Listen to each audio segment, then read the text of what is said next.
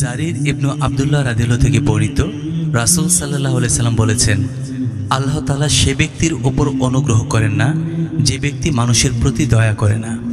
সূত্র বুখারী, মুসলিম, মিশকাত, হাদিস নং 4947।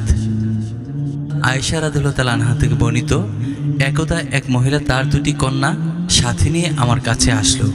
মহিলাটি আমার কাছে কিছু ভিক্ষা চাইল। তখন আমার কাছে একটি খেজুর ছাড়া আর কিছুই ছিল না। আমি তা তাকে দিয়ে দিলাম।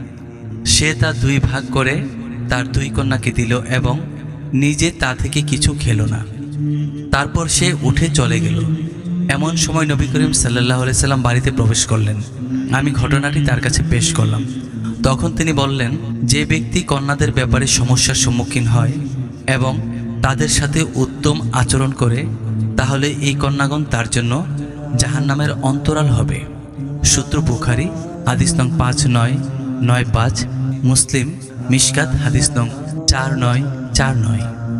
আনাস রাদিয়াল্লাহু থেকে বর্ণিত, রাসূল সাল্লাল্লাহু আলাইহি সাল্লাম বলেছেন, যে ব্যক্তি দুটি কন্যা লালন পালন করবে তাদের পূর্ণ বয়স্ক হওয়া পর্যন্ত কিয়ামতের দিন সে আমার সাথে এভাবে বসবে।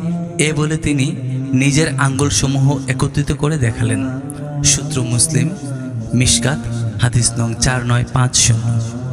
আবু হুরায়রা রাদিয়াল্লাহু থেকে বর্ণিত, রাসূল সাল্লাল্লাহু আলাইহি সাল্লাম বলেছেন, বিধবা ও মিসকিনদের সহযোগী আল্লাহর পথে জিহাদকারীদের ন্যায় এবং তাহাজ্জুদ গুজার ব্যক্তির ন্যায়। সে অলস হয় না এবং এমন সিয়াম পালনকারীর ন্যায় যে ইফতার করে না। সূত্র বুখারী, মুসলিম, মিশকাত, হাদিস নং 4951।